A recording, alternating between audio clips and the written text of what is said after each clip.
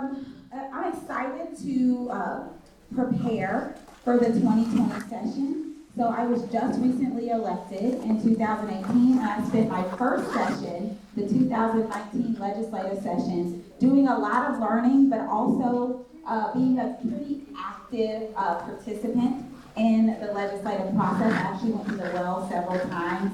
If you don't know what the well is, it's something like this, but it's really important at the state.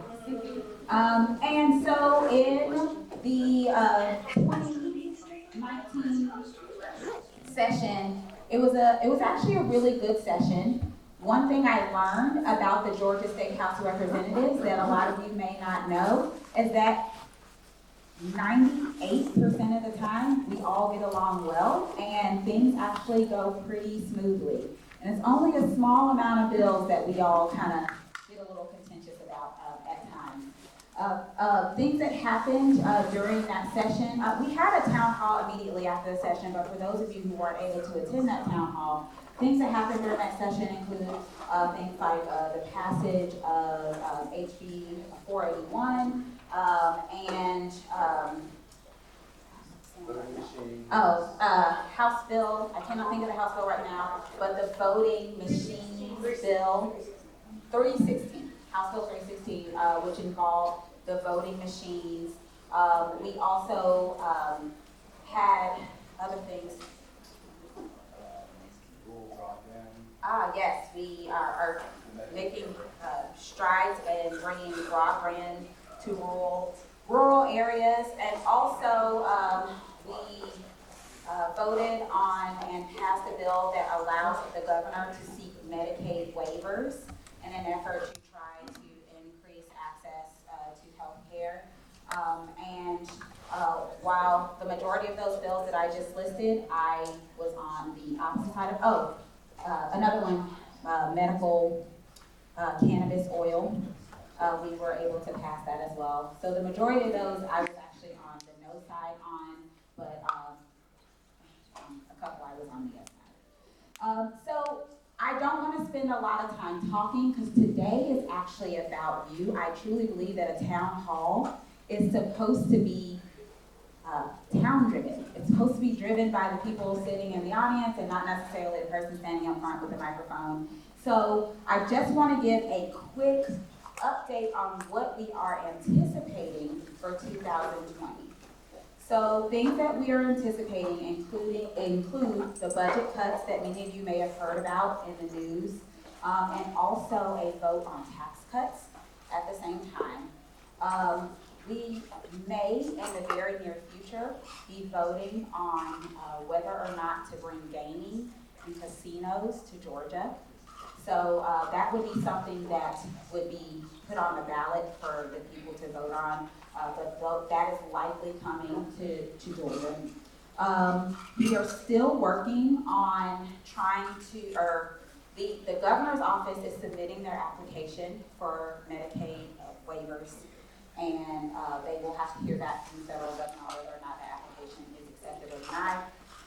One thing to note is on November 4th, the public comments for the Medicaid waiver application opens for 30 days. That gives you all an opportunity to comment on how you feel about those waivers. So you can keep that in mind. Also things like we have some clean energy bills coming up. We have some bills that are going to address some of the disturbing things we've heard. For example, the emission of the chemical in the air in certain areas of Georgia that is known to cause cancer, and how people are affected by that. Another thing, and actually this made the news today, the NCAA just announced that they are going to now allow college students to be paid for their likeness. So the school sells jerseys with their name on it, puts their faces in video games, and makes millions upon millions off of that, and now the students will be able to get money from that, and there's a bill that will correspond to that that's coming to Georgia as well. So before I go on, Representative Mark, do you have any other things that you can think of? So good afternoon, good evening. It's an honor to be here with y'all. I look forward to hearing some of y'all's concerns and questions as well. I think the 2020 legislative session is going to be very, very interesting. Just a little bit of a background about me. I represent House District 1, which covers the cities of Lawrenceville and Sewanee. 101. I was elected back in 2016, and so this is my second term. I've been down at the Gold Dome for 3 years now. But one of the things that I've really understood is the impact and power that each individual here in this room has in influencing legislation, right? The calls y'all make, the emails y'all make, if y'all come down to the Capitol concerned about a certain piece of legislation that's winding its way through, that has an impact, right? So I would encourage y'all to pay attention to what's going down at the state capitol, right? We are stewards of y'all's taxpayer dollars, right? $26 billion, right? Which every year we decide how that's allocated. So again, I'm happy to be here with y'all, and I look forward to a good, robust discussion. Also, one other housekeeping item. The municipal elections are currently going on right now, and if you are a resident of the city of Lilburn, so incorporated Lilburn, then you can vote. Voting has ended for today, but this is the building where you would vote if you would like to vote.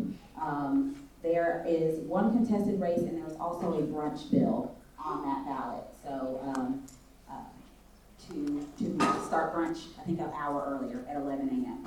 So just wanted to make sure that I acknowledge the municipal elections as we go on. So again, this is people-centered. So I would like to ask my daughter to begin collecting note cards. If you had a question on a note card, she'll come around and grab it. If you need a note card, then they can bring you one.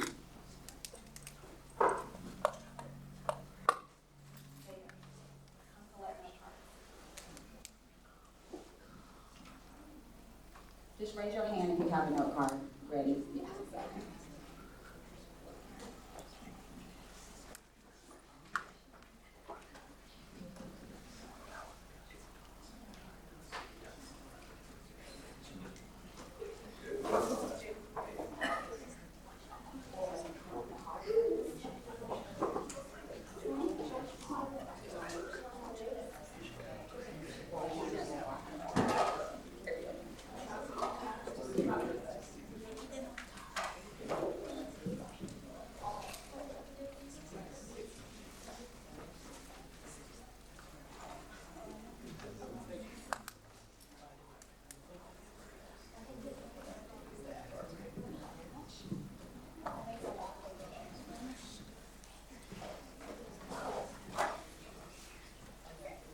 All right, so we got a good first round of questions.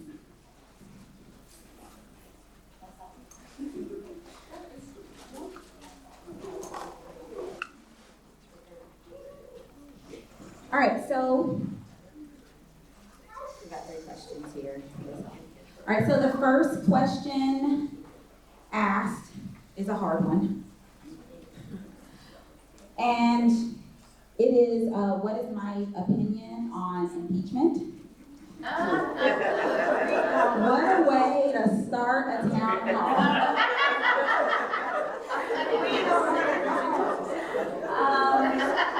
Keep it short. The truth is, impeachment right now is a federal issue, and I am really, truly trying to focus on state issues as a state representative.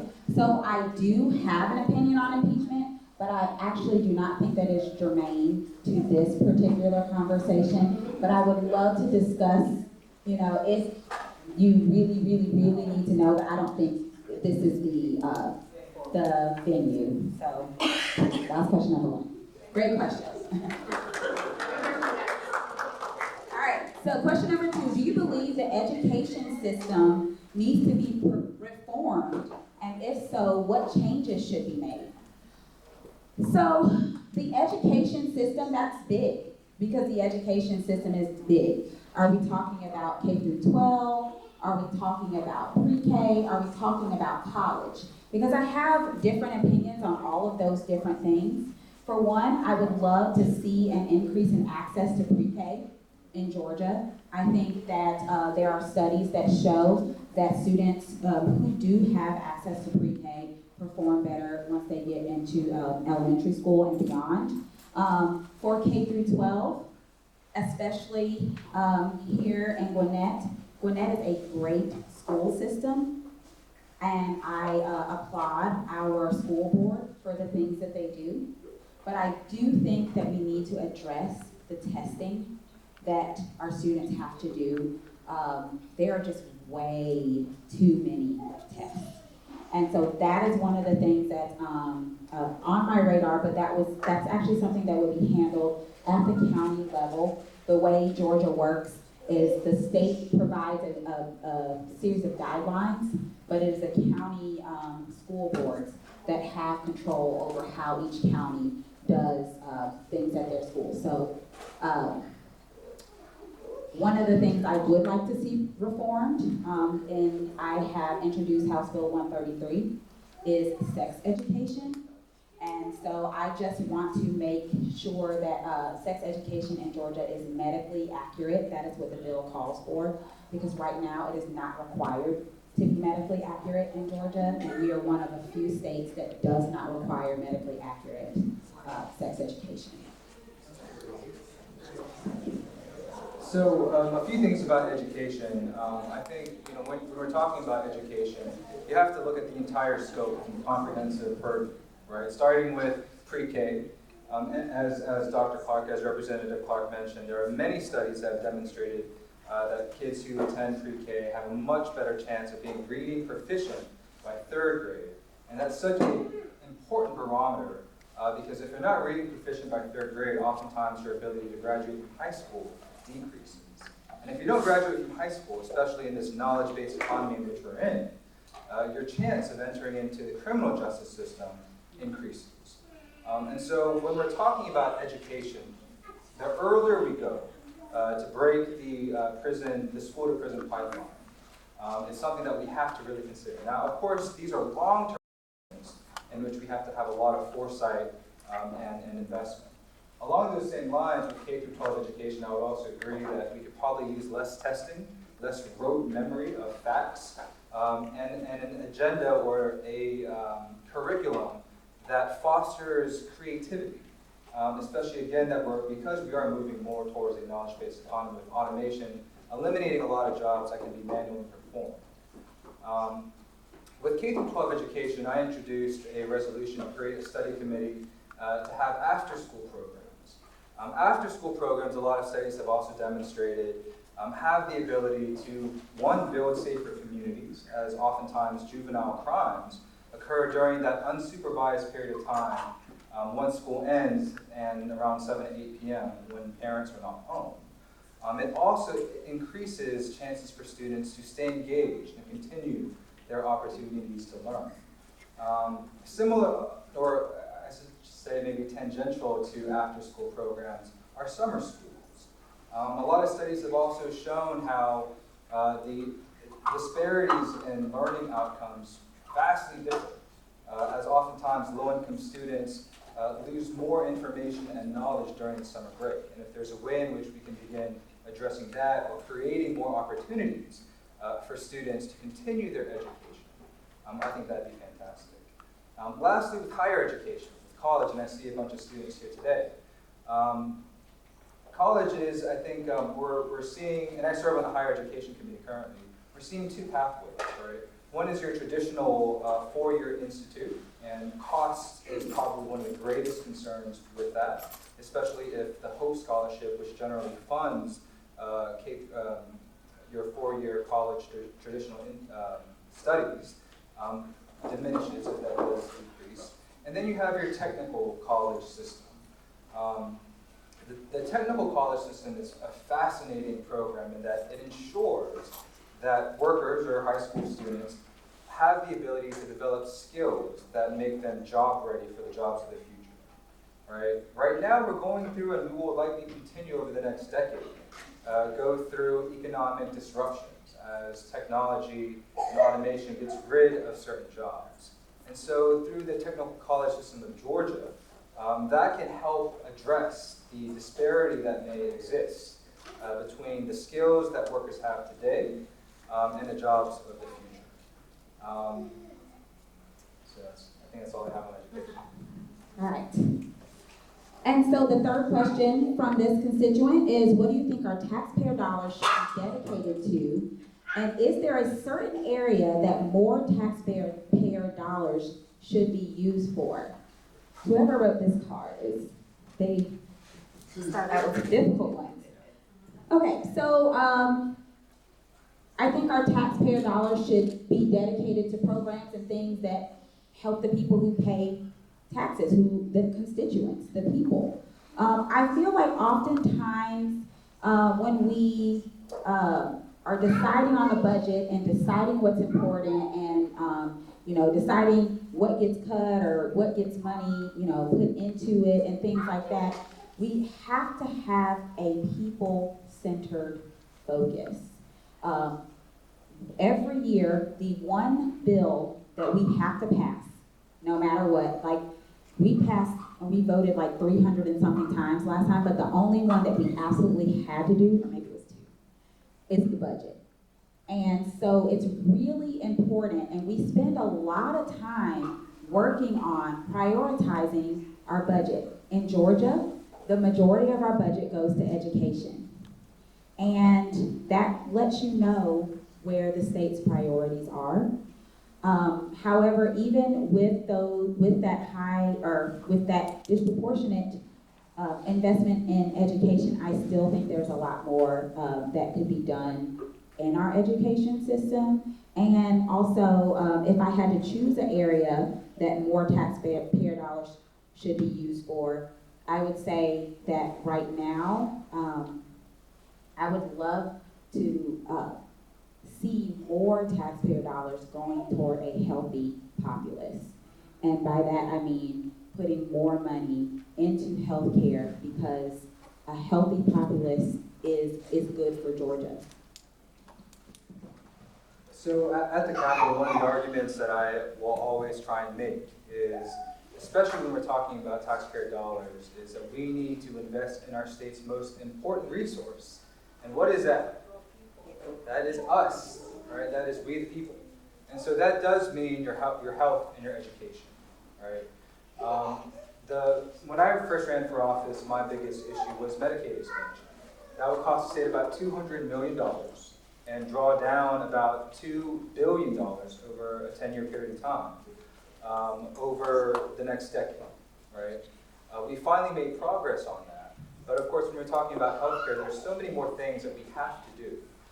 That said, if you're looking at all the various issues, health-related issues that our state is currently facing, one of the underlying themes that I see is the high uninsured rate, right? A lack of access to healthcare. It's why we have one of the highest maternal mortality rates in the country. For example, especially in rural places, if there is an enormous amount of uncompensated care, these hospitals are forced to shut down. And so with pregnant women who live out in these rural areas, if there's not a healthcare facility or hospital that they can go to in 100 miles, what does that say, right? So another example would be the opioid epidemic. States that have expanded Medicaid have demonstrated that increasing access to healthcare, which increases access to various medications, helps address that epidemic. And lastly, I would mention the HIV epidemic that we're in the midst of. Right? All of those issues could be made better. We could see progress if we really have an intentional effort of ensuring that every single Georgian has access to healthcare. Now, one of the big issues that I think our country is going to have to face, including Georgia, especially in the South, I should say, is our aging population. We are seeing the aging of the baby boomers in an unprecedented fashion that will place an enormous strain on our existing healthcare infrastructure, primarily Medicare and Medicaid. And Medicaid I think oftentimes is thought of as healthcare for low-income folks. Medicaid also covers all of your nursing home expenses, right? It's for the elderly, it's for the disabled, it's for pregnant mothers. And so when we're talking about Medicaid, it's not just low-income individuals. All of these issues, I think, everyone in the legislature cares about, right? Now, there are very strong differences of opinion, of course. But these are issues that we all have to eventually come together to address because they are all going to affect us one way or another. The next question, are there any upcoming bills focused on criminal justice reform that will help here in Gwinnett?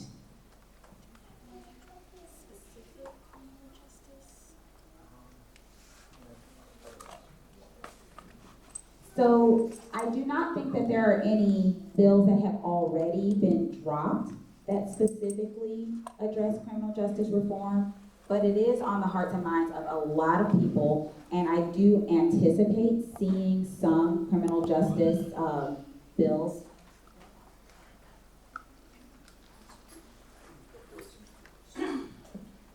So with criminal justice reform, that was one of Governor Deal's legacies that he really transformed here in Georgia. And that was driven by a lot of the fiscal unsustainability and the path that we were headed towards. So that said, I think a lot of good work has been done. This was the first year in which Kemp was our governor, and I don't think there was as much force and support for criminal justice reforms. I know back in 2017, the last year of Governor Deal's term, there was a lot of discussion over bail reform, cash bail reform, where oftentimes it's the low-income folks who can't afford bail who end up having to stay in jail.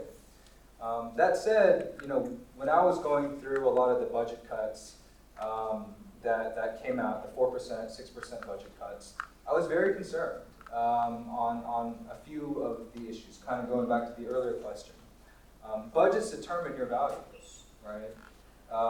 And a 4% cut to our budget is about $200 million. And of those cuts, probably 50 to 75 million were cuts in healthcare.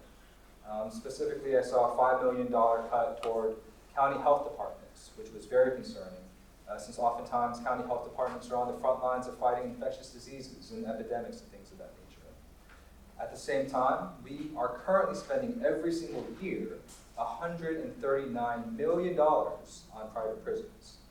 And so I think there are, and I know there are a few national groups who are trying to reform the private prison industrial complex from small things, from such as phone calls, right? Phone calls that can, cost $25 for, 8 minutes just to talk to a family member.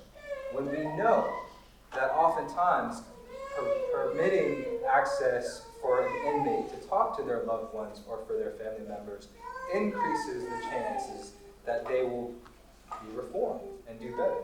And it will lower recidivism rates where that individual will re-enter the criminal justice system.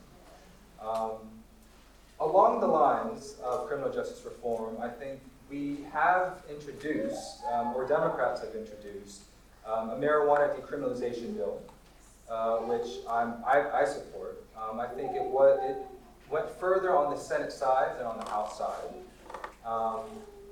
But I think it'll be interesting to see what happens next year, especially after the Gwinnett County Solicitor decided not to pursue misdemeanor marijuana cases. So I think we're going to continue to move in that direction, and I think that's a good thing for Georgians as a whole. But we'll see how all that unfolds. All right, so the next question is, why are Republicans trying to cut taxes when we have so many things going underfunded? My answer to that question is I am against tax cuts at the same time that we are having massive budget cuts. And so I guess my question would be the same. Mathematically, mathematically, it does not make sense to me that if you are saying that right now we are not bringing in the revenues that we need to run our state government, and we have to be, we cannot run a deficit in Georgia.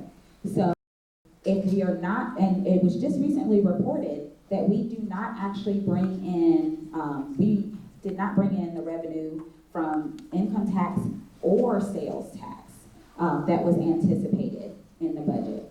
So the money's not coming in already. And we are having to cut millions of dollars from healthcare, from across the board. Every single department had to cut something. And a lot of those cuts were people's jobs. And if you just think about how that works, if the jobs are going away, then that's just going to decrease the amount that can be put back into the economy. It's a cycle. So mathematically, it does not make sense to me to ring the alarm bells and say we got to cut the budget because we don't have enough money, and then turn around and say, and we're going to bring in less money because we're going to cut taxes even more. I am a taxpayer, probably just like everyone else in this room. I love the idea of a tax cut, but it needs to make sense. And so that's how I feel about the tax cuts. So can I ask, how many of y'all noticed a tax cut in your state income tax rates this past year? Anybody? So we actually, for the first time in 100 years, back in 2017, cut the tax rate from 6%, the top income tax rate from 6% to 5.75%, right? It was a nominal impact I think it had on the vast majority of individuals. For the most part, I think it was individuals making 6 figures or higher who saw a larger benefit as a result. Now, I voted for that bill, and the reason why was because at the time, after the federal tax cut piece of legislation, Trump's tax cut that ended up giving $1 trillion to the wealthiest in corporations, the impact that had on our state taxes was that we were set to receive a windfall of, maybe not, and I know we've had this conversation before, but the state was set to receive about $1 billion, primarily because you can no longer itemize all your deductions, but simply accept a standard deduction. As a result, during the last year of Governor Deal's administration, the first part was to give some of that money back, right? And so that's why we were able to not only cut the top state income tax rate by 0.25%, we were also able to fully fund QBE, or K-12 education, for the first time in nearly a decade. Now, based on that piece of legislation that passed, we are set to vote on another quarter cut to the top state income tax rate, which is estimated to cost Georgia, our state, $500 million. Right? That is a lot of money.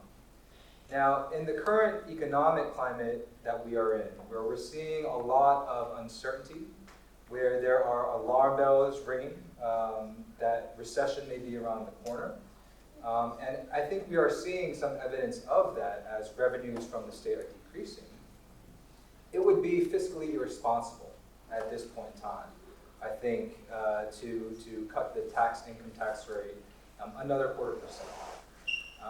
That said, again, we are stewards of y'all's taxpayer dollars. And I think one of the important things to realize when we're talking about these tax cuts is the unintended consequences and impact that they may have on the various programs, right? Earlier this year, I was personally very concerned about dual enrollees, about 30,000 dual enrollees losing their state coverage. Dual enrollees are folks who have Medicaid and Medicare. That means they are low income and either low income and either elderly or disabled, right? These are the most vulnerable of Georgians. And our state was about to kick 30,000 of these individuals off of their Medicaid, right? Because they did not apply to renew their Medicaid applications. when I called to figure out what was going on, one of the primary concerns that they told me, the Department of Community Health told me, was that there weren't enough staff members to manually review each and every one of these applications, right? And so if we are going to have to cut positions in the Department of Community Health, the Department of Public Health that looks at infectious diseases, mental health, defects, elder abuse, when their caseloads are already high, public defenders, foster care, the whole 9 yards, again, it becomes a very, very concerning issue, especially for Georgians who rely and depend on these services and support. So what 3 issues are a priority for you? All right, so I'll start with that one. My 3 priority issues this session and probably in the last session are definitely education. Also, I have taken an interest in clean energy and would like to look into introducing some clean energy legislation, as well as I've been talking to a few people actually across the aisle about introducing a consumer advocacy for Georgians to present to the PSC. The reason why is right now, for example, the PSC, the Public Service Commission, they're the ones who set your utility rates right now. The power companies have their lawyers and their experts go present to the PSC and tell the PSC why they need to increase your power bill. We used to have a consumer advocacy department that sent their lawyers and their experts to speak on behalf of the consumer, but that program, that department was defunded several years ago. And so right now there are some nonprofit groups that try to fill in that gap, but we don't actually really have anyone speaking for the people. And I don't know about you guys, but I already feel like my power bill is high enough. And so I would just like to make sure that there's a voice in the room that is speaking on my behalf as well. Other things that I'm very interested in is looking into investments in solar in Georgia. We are making strides in that direction, and I want to see that continued. I just had an opportunity to visit a solar farm yesterday, so I know that this is happening. It's coming to Georgia. The EMCs, I'm not sure if any of you in here are EMC customers. The EMCs, I think, are kind of taking the lead on this, and right now, Georgia Power, which is a part of a Southern company, which has made promises to move toward a carbon-free emissions. They're not investing as much, and so I just want to see more in Georgia. And then a third priority issue for me, and it's actually one that was brought to me by the students, it is actually gun sense.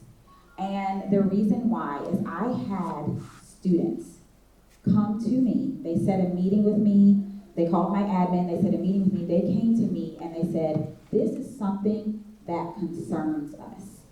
And we want to be heard and we want to be listened to. And after listening to them, these are incredibly intelligent students. They had bills already outlined, very good idea, very simple bills that could help make gun ownership, make sure that the guns are in the hands of responsible gun owners. Not taking anything away from anyone, but just making sure that the guns are in the right hands. And so those are 3 of my top issues along, again, like I said, when I talk about education, I include sex education in that as well. So I would say my top 3 legislative initiatives, I've already introduced bills on 2 of them. One would be the Earned Income Tax Credit. That is one of the most effective anti-poverty measures that we pass at the federal level. A state earned income tax credit would simply be a state match to whatever federal income tax credit that you're receiving. there is both, it's been introduced by both Republicans and Democrats, and so hopefully, if we are going to be discussing a tax cut, I would prefer to see that in a way in which it lifts families out of poverty and puts more dollars in the pockets of working families. Second would be comprehensive civil rights legislation. Georgia is one of 3 states in the country that does not have comprehensive civil rights legislation at the state level that prohibits discrimination based on an immutable characteristic in housing, employment, and public accommodations. Now, I think about a few weeks ago, the Supreme Court heard a case as to whether or not Title VII of a federal statute, looking at the word sex, includes sexual orientation and gender identity. Currently, based on how various circuit courts have interpreted the definition of the word sex, where you can't discriminate on the basis of sex under Title VII, about 43% of LGBTQ Americans have protections. Georgia is not one of those states. Now, that said, depending on how the Supreme Court decides, if they rule in favor of a broader interpretation, which does seem unlikely given the new composition of the court, that would give all Americans, including all Georgians, of course, protections in employment. That said, there would still be need to move forward with comprehensive civil rights legislation, especially when it comes to housing and public accommodations or public spaces. My third legislative initiative would likely be along the lines of the comprehensive civil rights legislation, but hate crimes. So hate crimes legislation moved out of the House for the first time, I think, in a very, very long time. And it's now in the Senate, but that does include protections for everybody. And what hate crimes legislation simply does is it has additional penalties for certain crimes that are committed based on some animosity or hatred towards a race or class of individuals. Now, of course, intent has to be proved in those instances, but of course the overall desire for those bills is to dissuade individuals from committing crimes based on hate. The last issue, I would say, would be worker misclassification. So I sit on the Industry and Labor Committee, an issue that we've discussed for a few years now. And it can be a little bit complicated, but it's essentially when an employer, your boss, treats someone as an independent contractor rather than an employee. And so if you're treated as an independent contractor, you receive no benefits. You don't get health care, you don't, the whole 9 yards. You lose out on that. The state also loses out on an enormous amount of revenue. Some studies have showed from other states tens of millions of dollars. And so I think there may be bipartisan support in seeing that issue move forward as well. All right. I'm just going to answer this one because I just like this question. It says, this was directed toward me. What would be your first action as a newly elected president?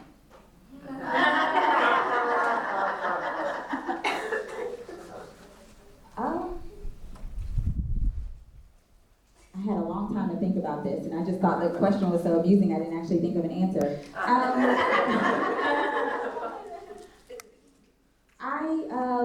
I guess it would depend on when I got elected. A decade from now, there's no telling what, write that down. A decade from now, there's no telling what the important issues will be. 10 years ago, the things that we're talking about today, we were not even thinking about. And for some things, and for other things, they've been going on since before I was even born. And so I would hope as a president, if I were ever to find myself in that position, that I would just work to address the issues that are important in that time. All right, so I thought of a good one. For me, it would be election reform, right? Whether it's addressing partisan gerrymandering or taking money out of politics. Of course, the Citizens United decision would require a constitutional amendment. But I think what we're seeing, and part of the reason why we are in a hyper-partisan era, when oftentimes when you bring a room of people together, you understand the problems, you understand the solutions, but it's because of the way in which the structure seems to be not dealing with, I think, the current situation, right? So of course, whether it's primaries and gerrymandering or millions of money being funneled into people's elections, all that does is undercut your voice. It undermines our democracy. And I think if we want to continue to be an example around the world of what a successful democracy looks like, we need to address these issues here at home. I had the opportunity to go to South Korea and present on building political power. And as part of my research, I came across a fascinating statistic, which was that out of 189 countries in the world, almost 160 modeled their constitution after ours. All right? Now, of course, you have countries like Russia and China that have more authoritarian regimes, but democratic norms, free elections, right? Those are principles that we as Americans have modeled for the benefit of them. And I think as we move into the next century, this is something that is so important and absolutely essential for us to get right if we are going to continue to be a thriving, successful nation. All right, so I kind of alluded to this a little bit earlier. What is Georgia's stance on the NCAA news? So there's going to be legislation that is going to be introduced by one of our Representative Billy Mitchell that will address this, and he is for college students being able to be paid for their likeness and just the usage of their likeness and their name to sell jerseys and things. They're not being paid to play football. That's not what they're being paid for. They're being paid, they're getting money back from using their image and their name to make millions of dollars. The NCAA recognized that when all this first started, they didn't even realize how much money would come in. Like, in the beginning, football wasn't always about selling a whole bunch of jerseys and, college 2K, I don't even know if that's a thing, but like video games with college students, and they recognize that this is an issue. And so I don't know Georgia's stance, but I know that we will likely find out in 2020 if it comes to the floor, because there is a bill that has been introduced to address that. All right. What was your reaction to the heartbeat bill proposed by Governor Kemp? My reaction was not a good one. I feel that the bill from the beginning was unconstitutional, and the unconstitutionality of that bill has been upheld so far by way of preliminary injunction by the federal courts here in Georgia, and I believe that it will continue to be it will continue to be shown that the bill is just not constitutional, regardless of a person's personal beliefs about abortion itself. The bill, HB 481, was unconstitutional. So that was probably one of the hardest gut-wrenching debates I've experienced, and I think a lot of the more veteran members who've been there for 10 plus years also echoed that sentiment.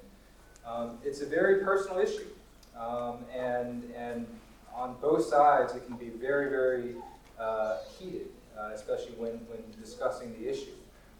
That said, the bill, if you look at some of the implications of it, were ridiculous. And I think it made sense as to why an injunction was filed so quickly.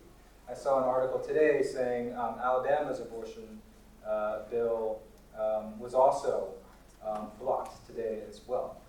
one of the most effective arguments that really made sense to me as a man was one made by Representative Beth Moore, which was that God entrusted women to bear children. So trust women with this decision, right? I think from multiple avenues and multiple ideological avenues, whether it's a libertarian, limited government perspective, where government should have no business making those decisions for a woman. Just the whole 9 yards. It was just really tough and gut-wrenching. And thankfully, that bill will not be going into effect, though it was supposed to go into effect January 2020. That said, I think this is ultimately their strategy, where they wanted to introduce very extreme bills and ultimately move its way up to the Supreme Court, where now that there's a new majority, a conservative-leaning majority, to leave it up to the courts to ultimately decide. The next question is, Georgia is scheduled for redistricting in 2021. What will you do to ensure that the redistricting process is nonpartisan? And would you support the employment of an independent commission?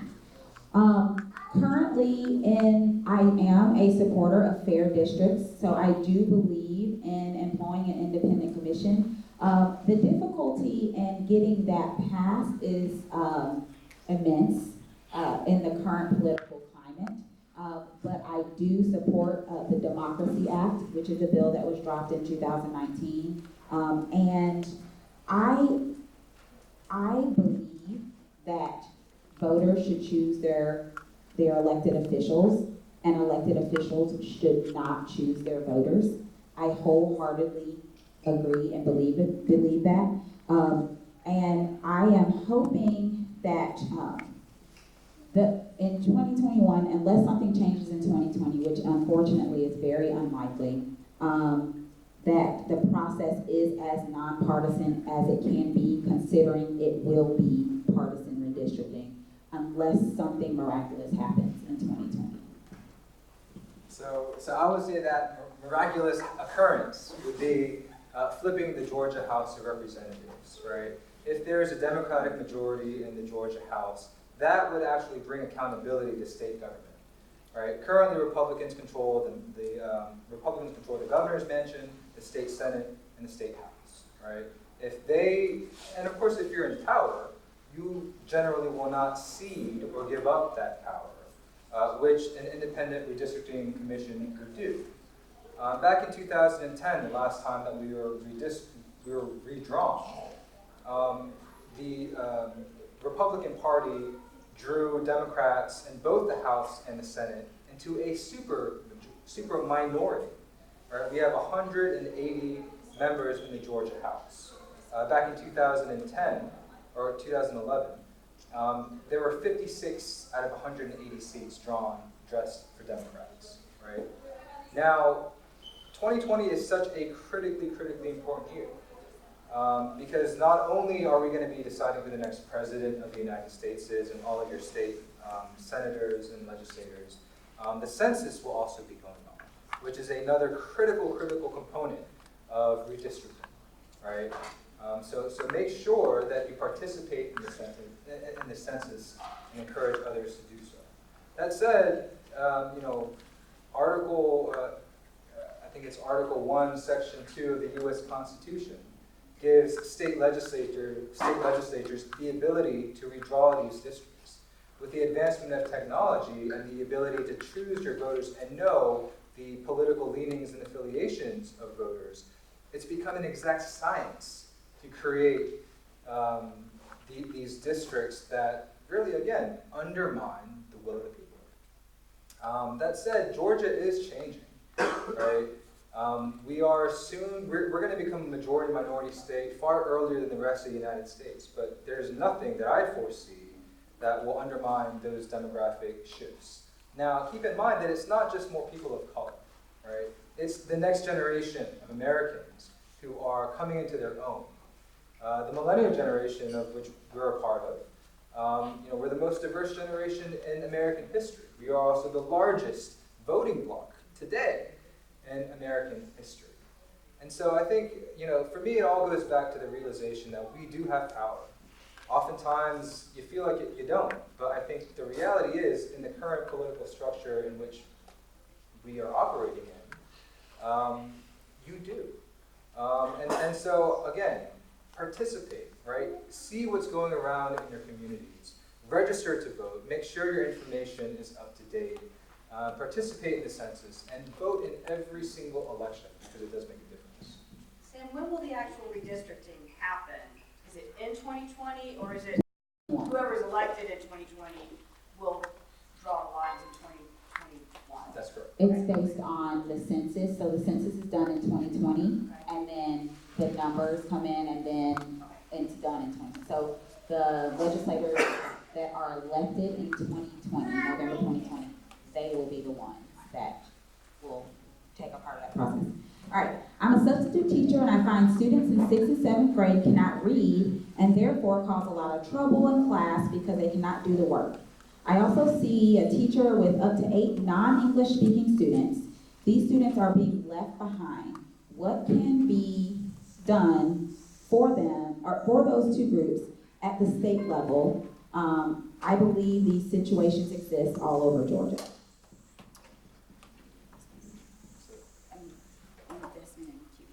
Right, so if you want to talk about QBE. So the first thing we can do is look at the QBE, which is a quality basic education formula. That's how we choose how much money we put into students in Georgia. And I think that when that formula was first voted on, and when that formula was first starting to be used, I was 2 years old. Now, I'm not going to tell y'all how old I am now, but just know that that was a long time ago. So I think that we need to take a look at that, and we need to take a look at how we allocate funds and resources to different populations in Georgia. That's really important, and we also have to be careful about trying to find fixes that might have unintended consequences.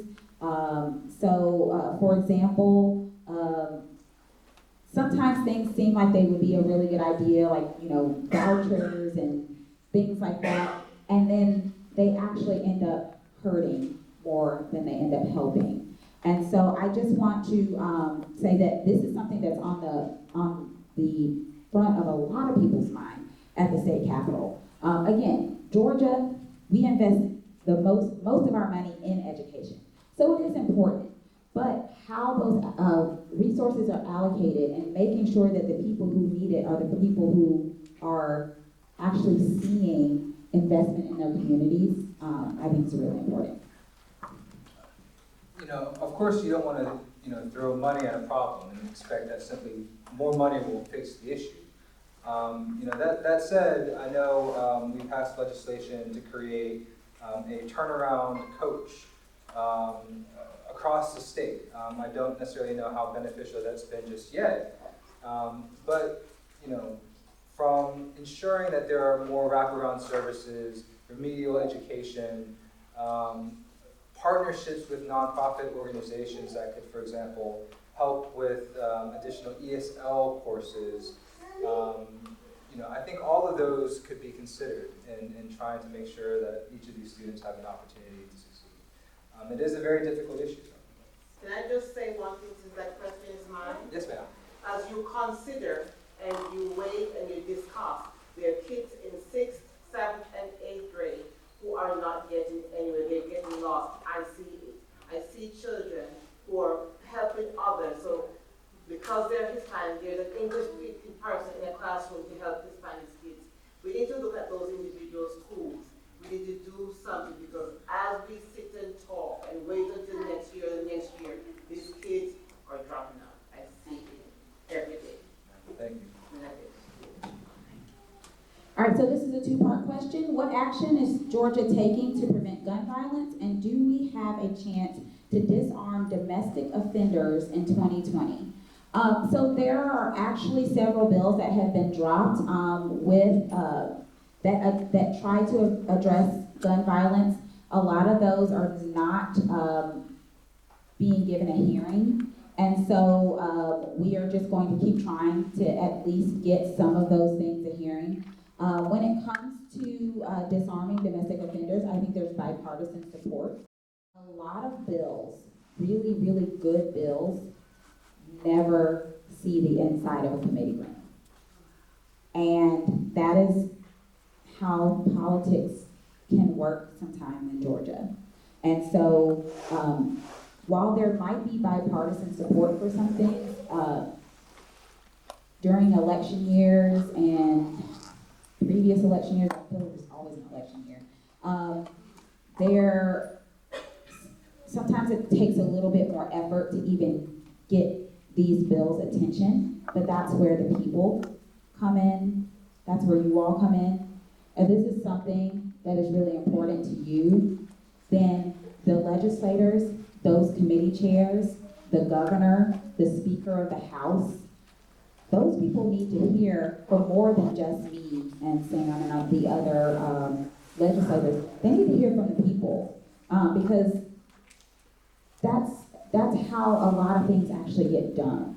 They need to know that this is important enough that people are calling them, emailing them, showing up to the Capitol, pulling them out of session to the ropes to talk to them about issues like this. So with guns, I think, at least with my experience in the Georgia State Legislature, it's been very tough. Oftentimes I think with Republicans in charge, and that's the opportunity, right? You got to change the people in charge. It's an ideological position. I don't think it's one of common sense. And I think to a certain degree, there is, on that issue, there's been a capture by special interests, specifically the NRA. Since I've been in the legislature, we passed a guns everywhere bill. We passed campus carry, which was infuriating, but we simply did not have the votes to stop it. That said, is there an opportunity to repeal some of those initiatives? Absolutely, right? It's we the people who have the ability to make the laws of our state. That said, whether there will be any action that takes place in 2020, I unfortunately do not think that we'll see too much progress on that issue this year in Georgia. All right, vaping. Would you support a vaping ban? The answer to that question is no. I do not support a vaping ban. I do support regulations. I want to make sure that we're keeping the vapes out of the hands of our students and children. I think there needs to be regulation about where vaping or the vapes can be sold, things like that. There are ways that we can regulate this, but I do not consider a vape any more dangerous than a cigarette or a bottle of alcohol. And those things, we don't ban those things, we regulate them, we make rules to try to make sure that they're being used properly if they are being used. So my answer is no to a full ban. Several people have actually used vaping successfully for smoking cessation, or they are using it instead of cigarettes. And so I just don't want to take that option away from people because a few are abusing and using things that they got off of some random place on Amazon and getting sick off of them. So I do want to make sure that we are addressing we are addressing or trying to get to the bottom of what's making people get really sick from certain vaping pens, but I don't think a ban is the answer to that. I agree with Representative Clark.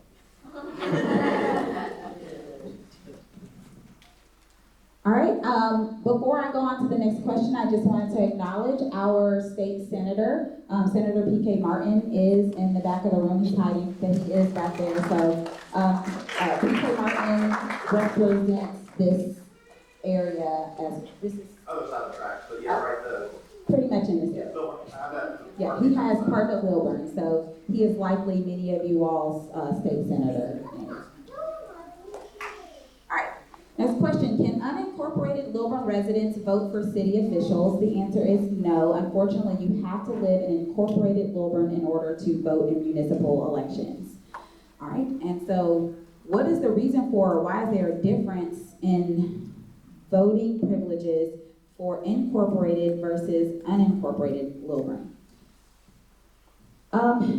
It just has to do with cityhood and city taxes, services. So people who live in the city of Lilburn are in the incorporated parts of Lilburn are paying city taxes, and they are getting certain city services such as the Lilburn Police instead of Gwinnett.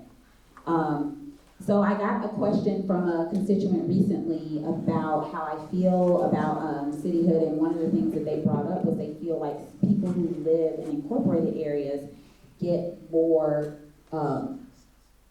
representation, like their local officials are closer to them because they're in a city.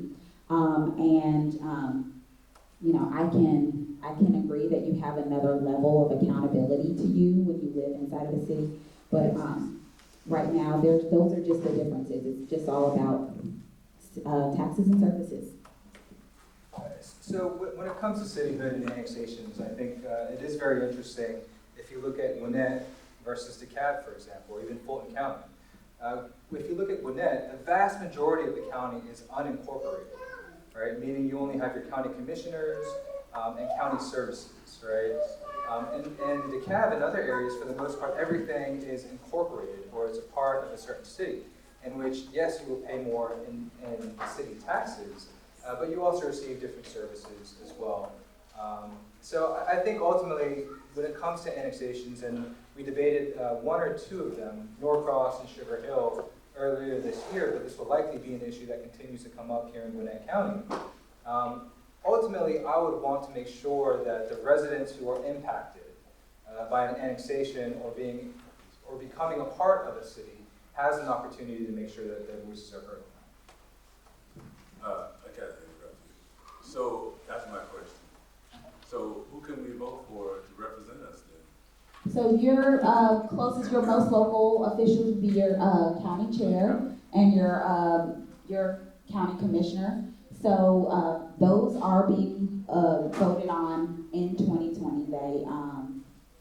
County chair is on the ballot for 2020. And I think the commissioners, they're kind of on an off schedule. So depending on where you live, you may or may not have a county commissioner on your ballot. But those who live in the unincorporated areas, their most local or their closest, representative, the one closest to their home is their county commissioner. I've heard it explained that like the county chair is kind of the mayor of the That's my unincorporated question. areas. Basically, it's the county The chair. chair, which is currently Charlotte Nash. That's, I mean, not officially, but that's kind of how I've heard it It's a good way to explained. put it. All right, so what is being done, CBD products being sold legally in Georgia, and are Dems pushing for this? So House Bill 324 did address CBD oil, low THC CBD or cannabis oil, and I can't think of the actual bill number, but the hemp bill addressed CBD products, which are hemp oil and CBD oil can sometimes be used interchangeably. CBD is made from hemp and is made from products that have less than 0.3% THC and do not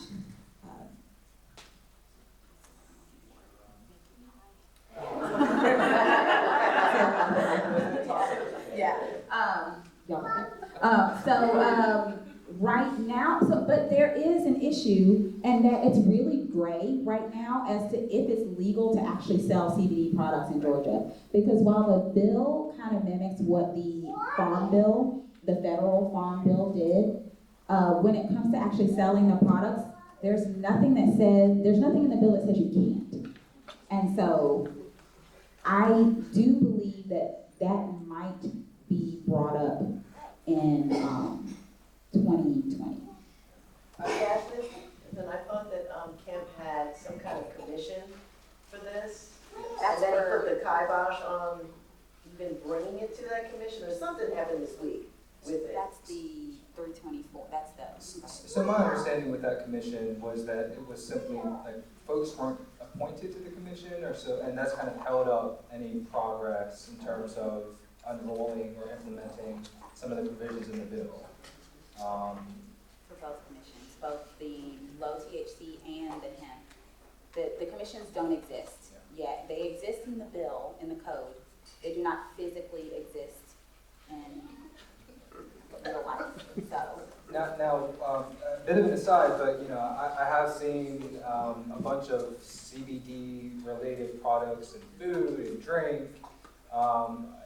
When it comes to that, the FDA has been very clear in that those are not FDA-approved uses, right? And so I think as it really has been fascinating to see the kind of hemp marijuana conversation unroll across the country, because I think we're in the midst of a bit of uncertainty where nobody necessarily knows exactly what all the rules of the road are. And will that also lead to people being released from prison who have been convicted? No? So Wesley, the attorney, is telling me no. now That would take an act of the legislature. Yeah. Right. And that could be something that we revisit when it comes to criminal justice reform, of maybe expanding what records could be expunged, as an example, right? That said, I think when there are issues of uncertainty, like there currently are when it comes to, whether or not marijuana is decriminalized and when that counts, since prosecutors aren't pursuing that anymore. More likely than not, the legislature will come back and try and address and bring clarity to some of those issues. Yes, sir? Sam, on a question you talk about expunging. One of the things I see in my practice, especially people who plead under the First Offender Act and things of that nature, they go to apply for a job and it still shows an arrest because of the private data services. Are you guys going to do anything to be able to sort of expunge or erase the records from those services? Because it prevents a lot of people from getting a job when they have nothing on their record. It's been expunged, but it still exists out there in those private data services that go to the courthouse and pull the records and put it in there, and then it shows up on the screen. I think, ban the box initiatives that I've seen in a few states would prohibit even private companies from doing that. I'm not certain, but that could be something I could look into. Yes, ma'am? They can also move to have the clerk's record sealed, and that's one thing through the solicitor's office we've done recently, is help people seal those records, so at least that closes an avenue off as far as their records being public. Thank you. All right, so the next question is, are you in favor of decriminalizing marijuana? And the answer to that question for me personally is yes. With all the strides we're making with hemp and with CBD oil, which Georgia's CBD oil bill is still pretty restrictive compared to other states. I am in favor of decriminalizing, but not just haphazardly or without careful consideration into how exactly that we do this, so that we can, again, to me, this is a criminal justice issue. And so I want to make sure that it's done right, so that people who might have, got arrested for marijuana on Wednesday, and then we passed the bill on Friday, and they're sitting in jail like, oh, now, it's decriminalized. So I just want to make sure that we do it right. Just quickly on that point, I think Marissa Dodson, who came and spoke at a caucus retreat, was talking about this issue. There is a distinction between reclassification and decriminalization, right? And I think we want to be careful of how we address this, because of course, we want to make sure that folks aren't being arrested and having their lives ruined for a plan. But at the same time, I think we want to make sure that it's done in such a way where we're not encouraging people from smoking in public anywhere and everywhere, public parks and what have you. As an example, I think San Francisco, of all places, they banned smoking in their city, period, whether it's a vape or cigarette. Well, I think you're talking about Marissa Dodson with the the Georgia Some- Justice some- Project. Yes. Yeah. Well, what some states or some places are doing, I think Athens, Clark has done it, Clarkston, when we talk about decriminalization, we're not talking about legalizing it, but what we're talking about is making it a civil penalty rather than a criminal penalty. Therefore, it allows the flexibility for people not to have that criminal designation on their record. And the funds from that can be used to, I mean, there's funds from that can be used to fund other initiatives. And that may be a easier sell for Georgia, because I think Georgia's gonna be the last state that actually legalizes it. So that may be a bridge to that. All right, so it is actually 5 till, and so we are only gonna be able to take one more question because we do have to be out of the room at 8 p.m. So if we did not get to your question, and you know you wrote a question, come to me and write your name and just write your name, and if you signed in, I have your email address, and I will make sure to answer your question directly, even if I didn't get to answer it on the microphone. So the last question is, what are your thoughts on Medicaid for all? So I have actually not heard about Medicaid for all. Well, Medicare for all would be federal. Medicaid for all would technically be a state thing. I am 100% for Medicaid expansion, as I do believe that if we expand Medicaid, we are going to have an extreme positive impact on access to health care in Georgia. The numbers make sense. It all makes sense. So I am for Medicaid expansion, but unfortunately, because I've not actually heard of Medicaid for all, I don't have an actual answer for that particular. So for me, Medicaid expansion is a step towards, I think, what ought to be the objective, which is universal health care coverage. Every single industrial country has some form of universal health care system, right? There is no reason why the United States should be paying twice as much for receiving, with health outcomes that are below or less than what they are receiving. We can do so much better. There are many ways in which we can address this issue, whether it's Medicare for all, whether it's a public option.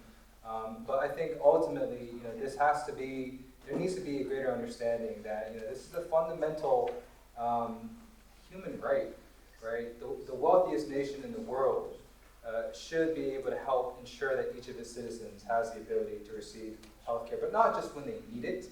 I think there needs to be a greater focus on preventative health services and primary care services. All right, so that is the last question. I want to sincerely thank everyone for spending their Tuesday evening with us, because you could have been anywhere, and you chose to be here, and that says a lot, and I really do appreciate the engagement in our democracy. And remember, this is only part 1 of 4, so if you want to try your hand at getting a question in another one, then you can. There are 3 more chances, all across Gwinnett, but also, again, if you wrote a question, I did not get to your question, just put your name on your card. I'll put them up here, and that way I will make sure to get your answer to you. Thank y'all again.